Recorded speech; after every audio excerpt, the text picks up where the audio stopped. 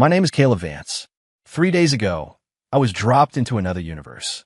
Specifically, into a trashy B-list novel, reincarnated as the cliché playboy villain who's supposed to get crushed by the story's golden boy protagonist. In the original script, my character bio reads something like this. Arrogant, obnoxious, bullies men, harasses women, and uses his family's influence to cause trouble until he's unceremoniously killed off to make the hero look good. And right now, the plot has arrived at the chapter where I'm supposed to be forcing the female lead, Isabel Reed, into a marriage she doesn't want. According to the original story, I use my family's power to strong-arm the Reeds, demanding she marry me. At the engagement party, the protagonist makes his grand entrance, puts me in my place with a single punch, and walks away with the girl. The result? The engagement is off, and I end up dead in a convenient accident arranged by the hero. Are you kidding me? I'm in my early 20s, my family is loaded, and all I want to do is be a carefree trust fund kid. Forget forcing a marriage. I don't even want to touch Isabel Reed's hand. The protagonist can go screw himself. In the book, his entire life is a highlight reel of putting people down and collecting beautiful women like trading cards, and I'm just the opening act. But since I know the script, if I still willingly walk into his line of fire, I have to be a complete idiot, right? The Reed Estate's grand ballroom is packed. Isabel, dressed in a stunning white gown, sits on a couch at the front of the room, her expression as cold as ice. There's a clear look of disdain in her eyes, because in the original plot, she's already decided to publicly tear up our engagement contract the moment the protagonist appears. And me, I stroll into the hall. Everyone expects me to spout some villainous line like, "Isabel Reed, you're marrying me whether you like it or not." Instead, I give her a brief glance, pull a file from my jacket, and drop it on the coffee table. "Ms. Reed, this is the agreement to dissolve our engagement. Sign it." The entire room goes silent. Isabel freezes for a second, and then a man's voice rings out, crystal clear, in her mind. Phew, almost forgot. This scene is the protagonist's big hero moment. If I actually push her, I'm guaranteed to get a concussion. Isabel, you're gorgeous, so you could be the protagonist's problem. At least then he won't think I'm in his way. Isabel's breathing hitches. She looks up at me, and for the first time, a flicker of curiosity appears in her eyes. You're sure you want to call it off? She asks, testing the waters. I've already got my whole game plan worked out in my head. Of course, I'm sure. I'm from another world. I know you and the protagonist are endgame. My playboy villain persona can't afford to mess with you two psychos. Isabel's heart skips a beat. She's never seen a man in this situation who wasn't threatening her, but was, instead, genuinely trying to get away from her. The guests are murmuring, completely baffled by this turn of events. Just then, the story's hero, Caden Shaw, finally makes his entrance. Caden is decked out in a sharp black suit, an arrogant confidence radiating from him as he walks with a rhythmic, intimidating stride. According to the script, he's supposed to stand in front of me and sneer, "Caleb, you think you're worthy of Isabel?" before kicking me across the room. However, when he walks in and sees me and Isabel with the dissolution agreement open on the table, he stops dead in his tracks. I don't even bother to look up. I just say to Isabel, "As soon as you sign, I'm leaving. I have a tea time this afternoon, so don't waste my time. Isn't a round of golf better than this? What's the point of pissing off the protagonist? Do I have a death wish?" Isabel's hand trembles slightly, and the corner of her mouth quirks up into a smile. This guy, she thinks, is actually kind of interesting. Standing off to the side, Caden's expression is already starting to sour. "Caleb, what's the meaning of this?" he asks coldly. I scoff internally. "What's the meaning? It means I'm getting the hell out of here before you get to have your big hero moment at my expense. You wanted to save the damsel in distress? Sorry, show's canceled." Under the table, Isabel's fingers clench into a fist. For the first time, she feels like there's much more to this playboy than meets the eye. I completely ignore Caden and start walking out with the unsigned agreement. The guests are dumbfounded. This wasn't in the script they'd imagined. As I reach the door, Isabel suddenly speaks up, "Caleb, wait." I stop, groaning in my head. Now what? Don't tell me she's having second thoughts. Please, God, no. I really don't want to marry you. A small smile plays on Isabel's lips. Since you want to end the engagement, let's handle this privately instead of making a scene. Of course, we should do it privately. A bigger scene just gives the protagonist a better stage. She lowers her eyes, hiding a flicker of amusement. Caden stands frozen in place, his face as black as thunder. He's just realized that his entire knight in shining armor performance has been completely torpedoed by me. That night, the news spread through the city's elite circles. Caleb Vance voluntarily broke off the engagement. Countless people laughed at me, calling me a coward, but I was celebrating. What I didn't expect, however, was that this was only the beginning. Every single face-slapping moment the protagonist had planned for me, I somehow managed to screw up. And even crazier, the reactions of the novel's heroines were starting to get weird. A couple of days after the Isabel incident, I had completely forgotten about it. After all, I had better things to do, like sunbathing on my yacht, playing some poker, and eating gourmet food. Now, this is the life. Whatever that protagonist business is, it needs to stay far away from me. But just then, I get a call from my father. Caleb, the Vance family's reputation is on the line. I want you at the Montgomery heiress's birthday party the day after tomorrow. Behave yourself. The Montgomery heiress. Claire Montgomery, the book's second female lead. On the surface, she's gentle and poised, but in reality, she's incredibly proud. In the original plot, I publicly humiliate her, the protagonist swoops in to save the day, and he captures her heart. I curse under my breath. Another scene for the protagonist? Seriously, get a rest, author. 2 days later, the Montgomery mansion is lit up like a beacon. I wander into the party wearing a casual blazer. Claire, in a pale blue gown, is surrounded by a circle of wealthy young men. According to the book, this is when I'm supposed to push my way through the crowd, accuse her of being a phony, and deliberately spill wine on her dress, causing a huge scene. But I'm not going to do that. I grab a glass of champagne, watch her from a distance, and sigh to myself. Damn, she's beautiful. Too bad, she's the protagonist girl. I'm not touching this.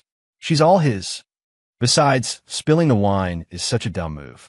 The second I do it, Caden will beat the crap out of me. Only an idiot would do that. The wine glass in Claire's hand shakes slightly, and the tips of her ears turn red. She glances over, her eyes subtly landing on me. This man was completely different from the arrogant fool she'd heard about. Just then, a confident voice cuts through the crowd. Caden has arrived. He walks up to Claire, smiles, and hands her a gift, looking every bit the charming gentleman.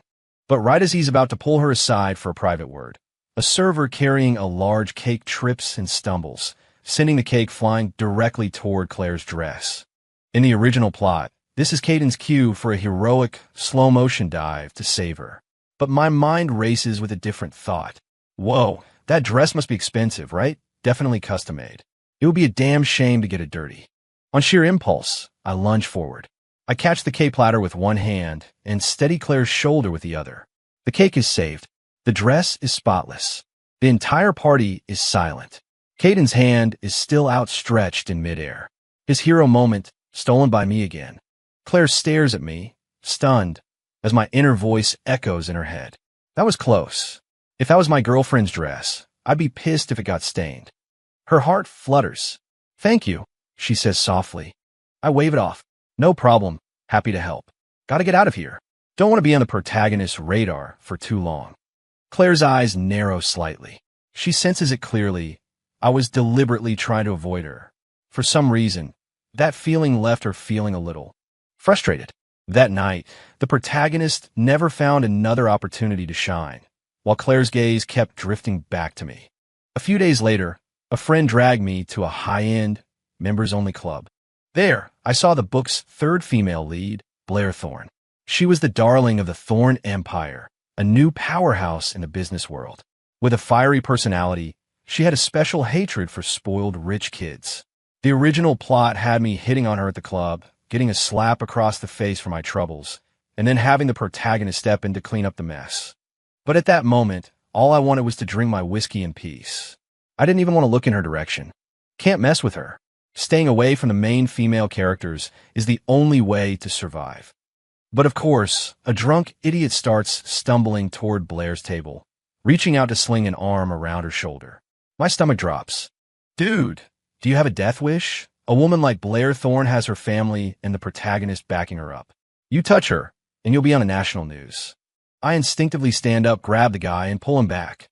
Buddy, sober up. Don't throw your life away. The guy curses and tries to shove me, but his feet slip and he face plants on the floor. Blair raises an eyebrow as my voice of reason rings in her ears. Don't thank me. I wasn't trying to be a hero. I was just afraid you'd get yourself killed. She smirks. For the first time, she found this playboy genuinely amusing. Not far away, Caden Shaw witnessed the whole thing. He was starting to notice a pattern. Wherever he was supposed to have a big moment, I was always there to accidentally intercept it. Even more troubling, the way these three women were looking at me was becoming very, very different. Caden Shaw's expression grew darker by the day. In the book, this guy was the complete package: strength, intelligence, and a powerful background. Everyone was supposed to look up to him, especially the heroines, who were all destined to fall for him.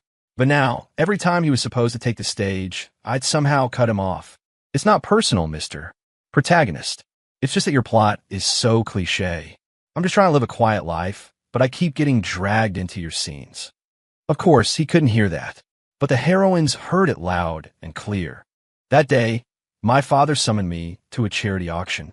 Caleb, you're bidding on a piece of jewelry for the family. And while you're there, network with the Lowells. The Lowells. A name immediately popped into my head. Serafina Lowell, the fourth female lead.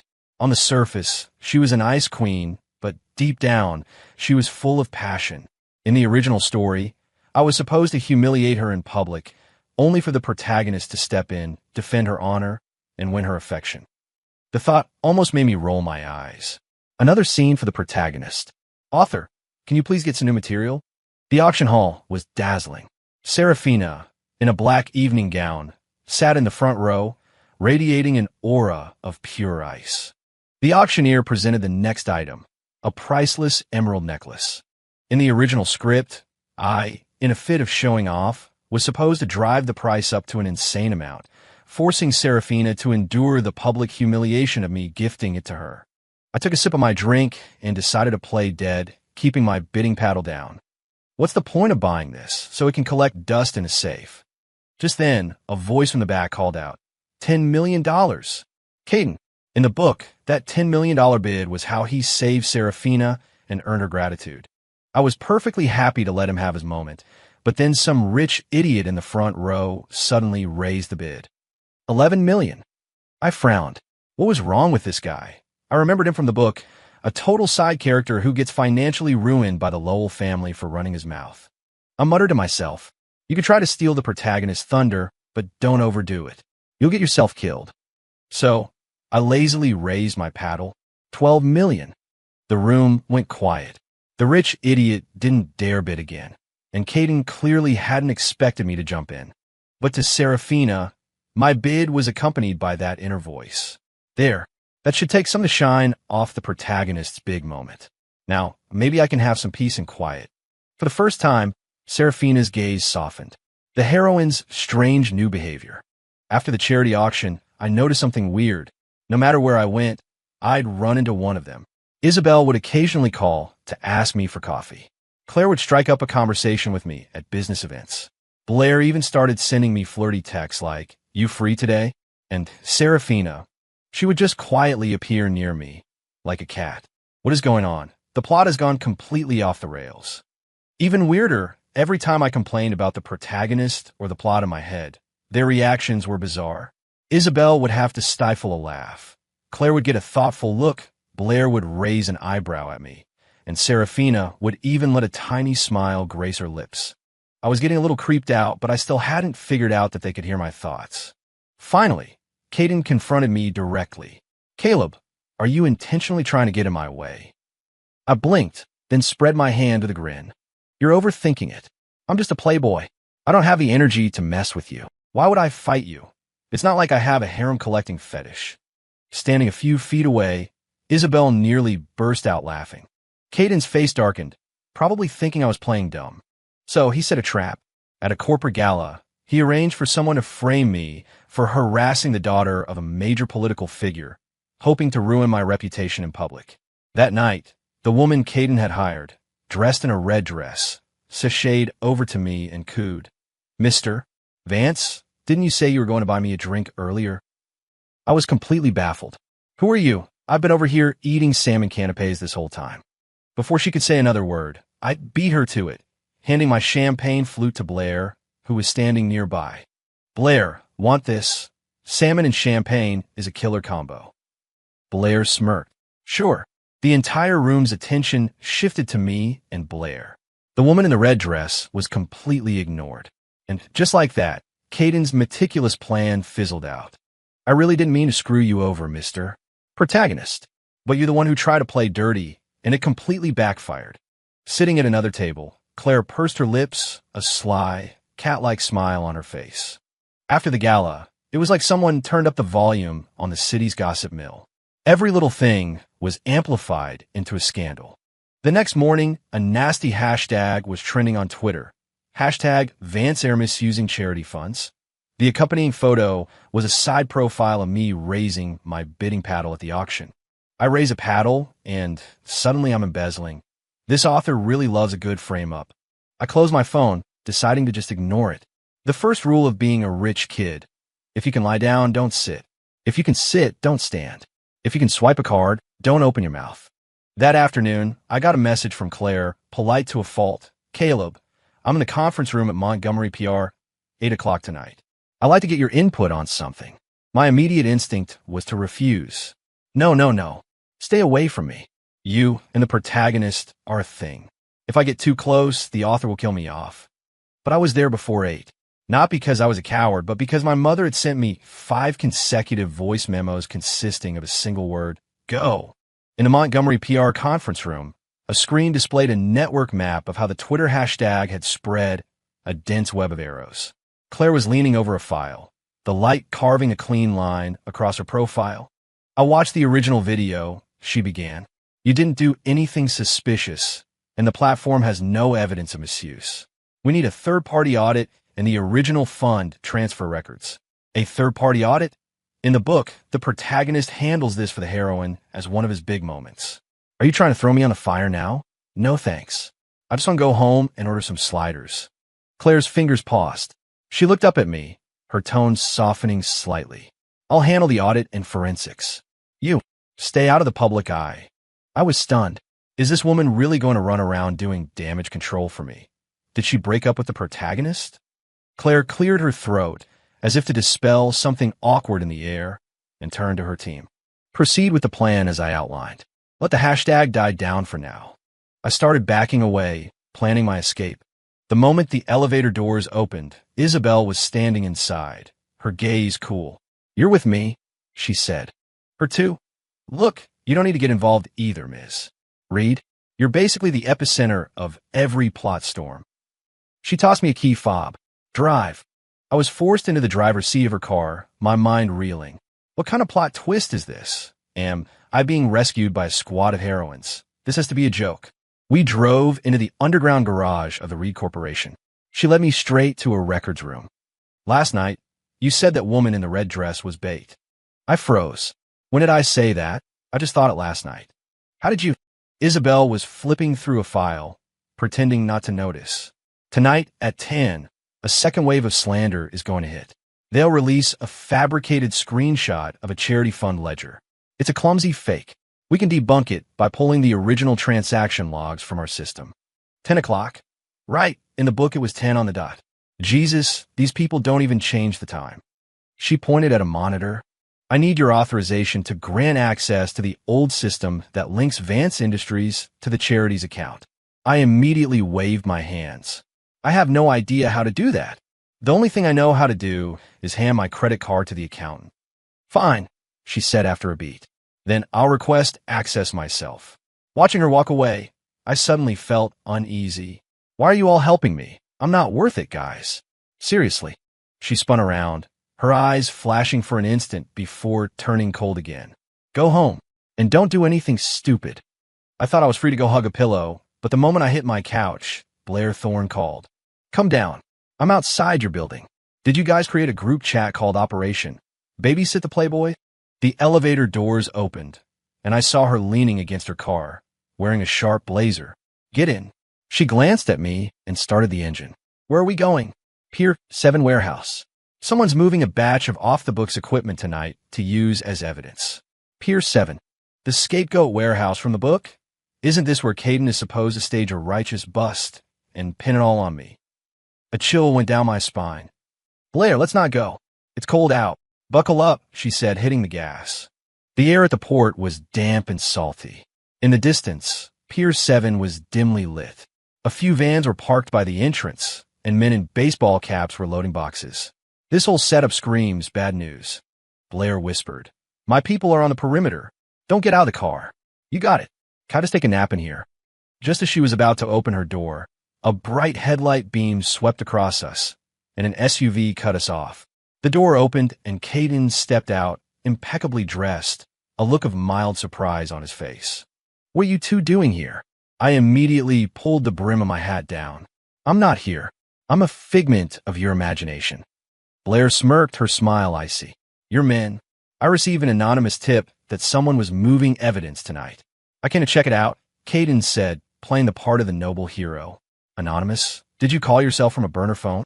I tried to shrink even lower in my seat, but there were 2 soft taps on the window. I jumped, turning to see Serafina Lowell standing in the shadows. She pointed up at a security camera, then to a pedestrian bridge in the distance. She clearly mouthed 2 words, 10 minutes. 10 minutes until what? The cops? A live stream. She discreetly attached something to the inside of our car door, a thin magnetic card with a QR code. Blair glanced at it, and a corner of her mouth lifted. Interesting. The tension in the air snapped taut. Caden's men started taking photos and videos of the boxes, loudly narrating about misused funds and laundered equipment. Wait a second, those boxes, they wouldn't happen to be filled with. A detail from a novel flashed in my mind. The boxes actually contained old motherboards from a third-party supplier, with serial numbers that had been decommissioned 2 years ago.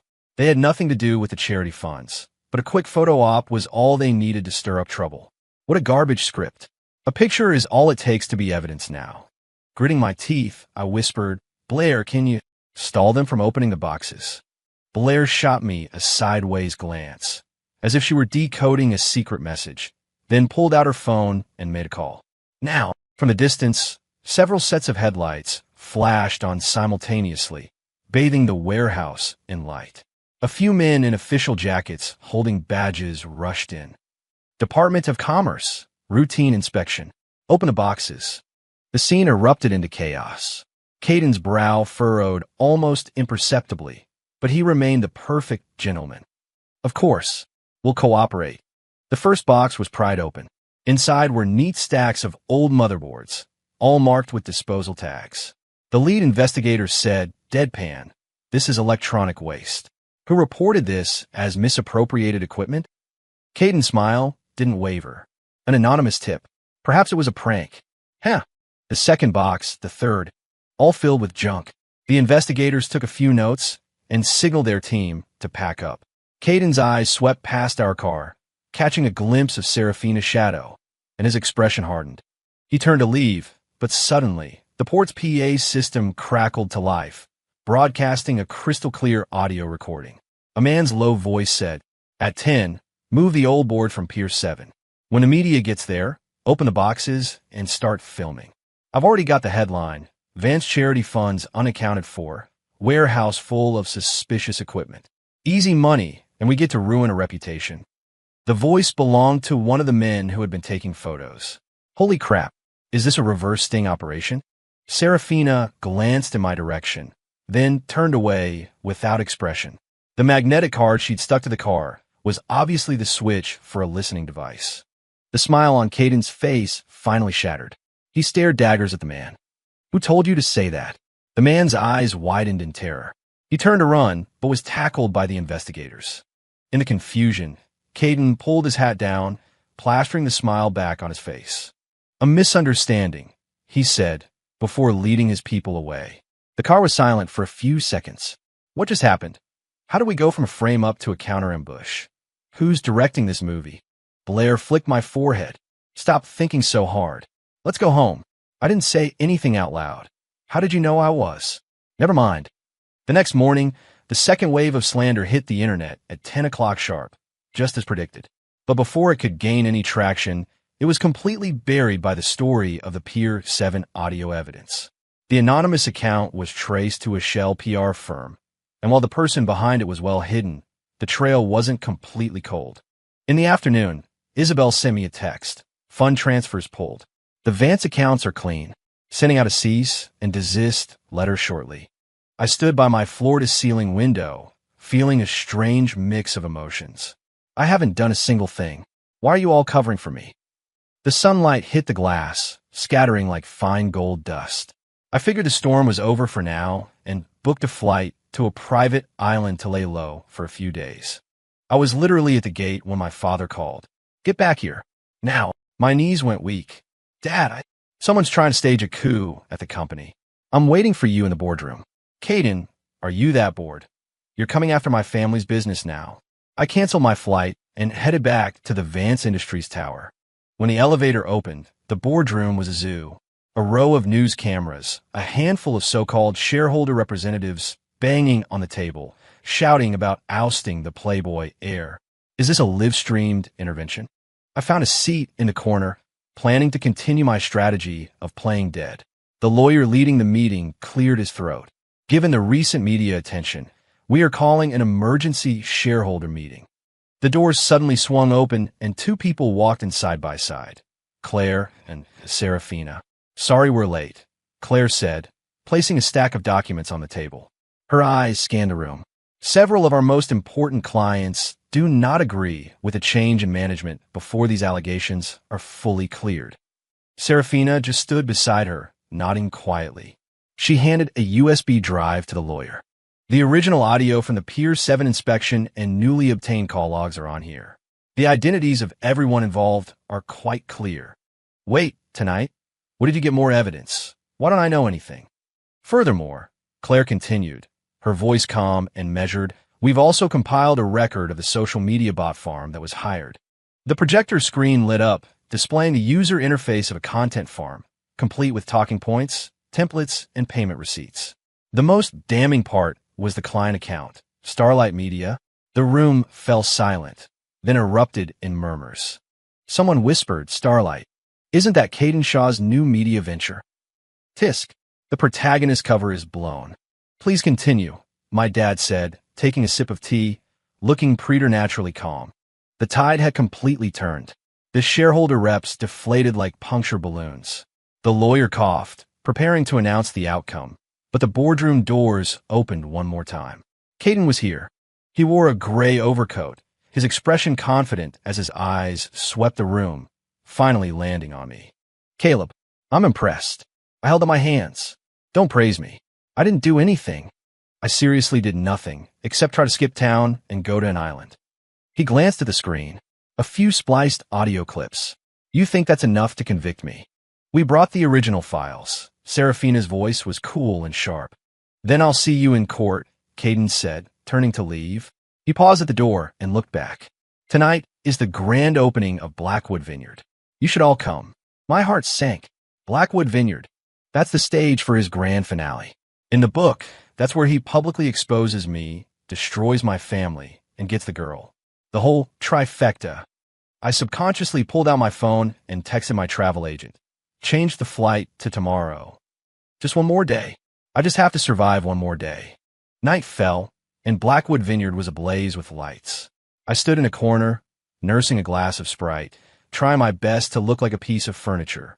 Caden circulated, a wine glass in hand, chatting with every table, his smile flawless. At 10:01 p.m., the stage lights dimmed and then flared back on. A video appeared on the massive screen behind the stage. It was my face, or rather, a face that was 80% mine. In the video, this me was accepting cash, signing documents, and saying, use the charity funds for whatever. A deep fake. Such an old trick. All eyes in the room turned to me like a tidal wave. My first instinct was to run, but a hand clamped down on my shoulder. I turned to see Isabel. Stay put, she said in a low voice.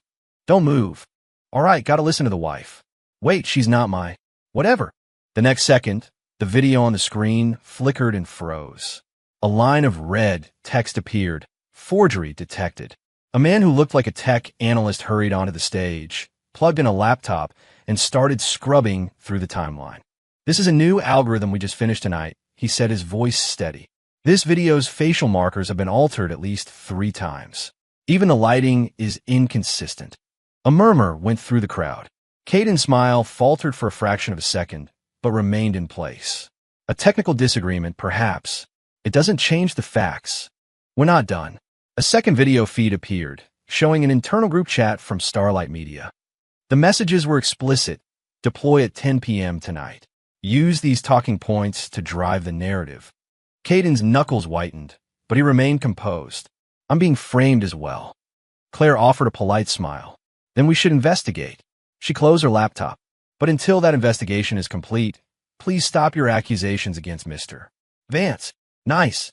I was about to take a subtle step backward when a commotion erupted at the entrance.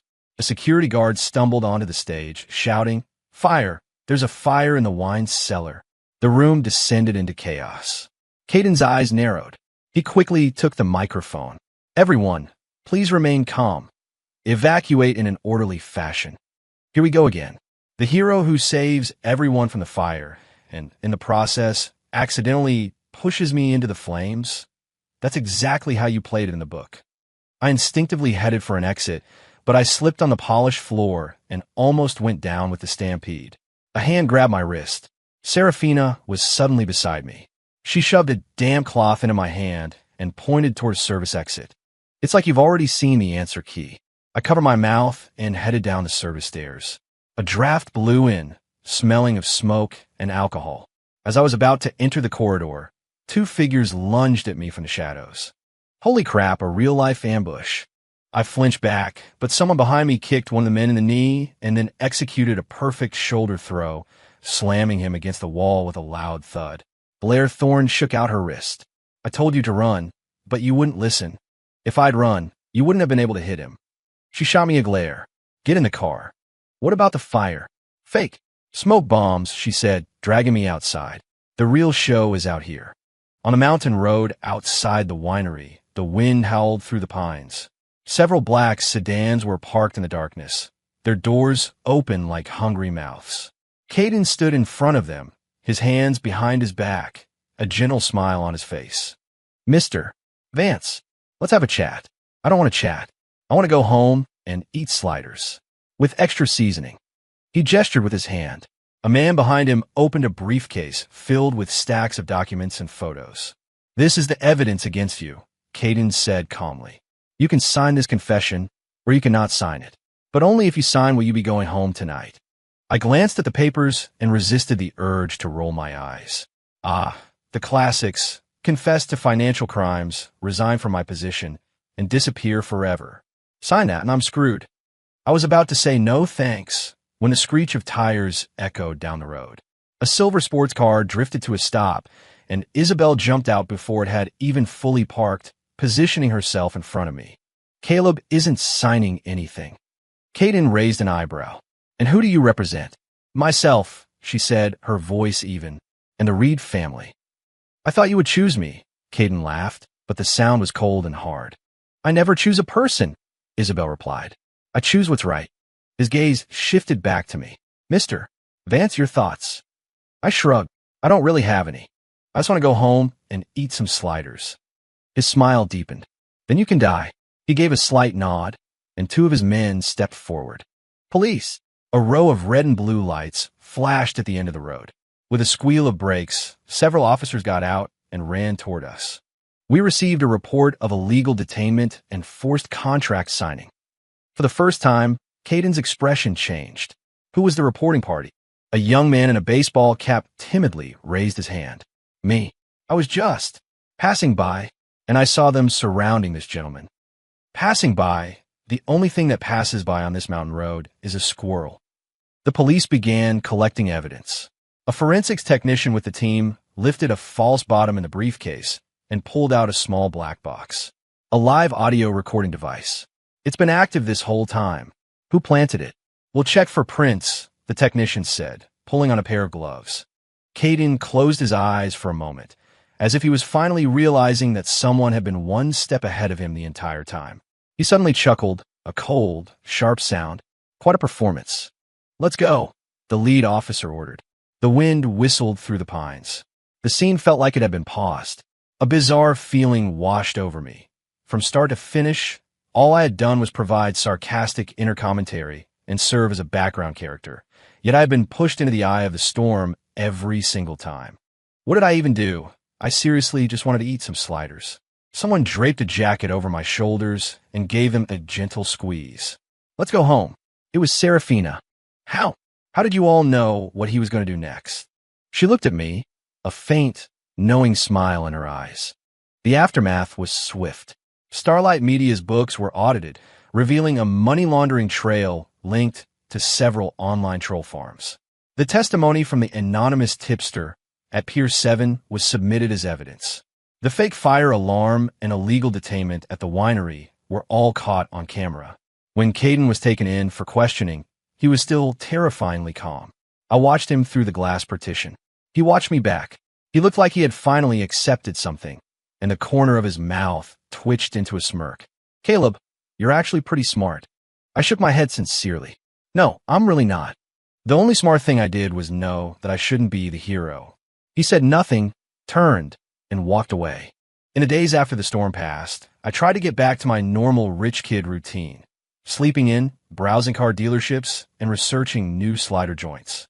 But every day, I would coincidentally run into one of them. In the morning, Isabel would be in my building's elevator, holding a legal document. Sign this. I'm starting to think you have cameras in my apartment. At lunch, Claire will be sitting across from me, showing me a new ad campaign. Just smile. If I smile, I'll end up as the new face of this brand, won't I? In the afternoon, while test driving a new car, Blair would change the route to the Lakeside Highway. You take your foot off the gas. I'll drive. When a beautiful woman drives, I close my eyes. And at night, I come home to find Serafina waiting downstairs, holding a warm bag of sliders. The kind with the works. I'm officially terrified of my own thoughts now. Eventually, Caden's case went to trial. The media swarmed the courthouse, but I only watched from a distance, never going inside. The protagonist's story is over. Time for the side characters to exit stage left. I'm not the hero, so I won't steal the spotlight. Someone handed me a bottle of water. Let's go when you're ready, Isabel said, standing beside me. Yeah, and stop watching this stuff from now on, Blair added, her hands shoved in her coat pockets. Okay, if you're that desperate for entertainment, Claire said, accidentally handing me a soda, you can watch the ad I made for you. I don't want to be in an ad. Serafina whispered, then you won't be. We stood there in a line on the steps, the sound of a gavel echoing faintly in the wind. Is it over? No one answered. Only our four shadows, stretching out and merging on the ground. That night, I walked home alone, the streetlights retreating behind me one by one. My phone lit up with a text from an unknown number. I'm sorry. It was followed by a period, no signature. I stared at it for a few seconds and didn't reply. You don't owe me anything, and I don't owe you anything. Let's all just step out of the script. I was alone in the elevator. I looked at my reflection in the mirrored wall and had to laugh. I never wanted to be the hero, but the plot wouldn't let me be anything else. The elevator chimed, and the doors slid open. The light in the hallway was warm. Four familiar faces were leaning against my apartment door, as if they had all been waiting for a long time. You're back. I nodded and pulled out my keys. All right, fine. I'm done running. The door opened. The lights came on. I tossed my jacket on a hook and turned around to find all four of them just watching me. What? I asked, suddenly nervous. Nothing, Isabel said, looking away. If you start complaining in your head again. Blair began, her eyes narrowing. We'll put you in a real ad this time. Claire finished with a smile. Serafina added softly. The sliders are getting cold. I paused for a second, then smiled too. Okay, you win. I had no idea what they were smiling about, and they clearly had no intention of explaining. There were only the shadows, falling together under the warm light, like a quietly rewritten script that had finally, peacefully, been closed.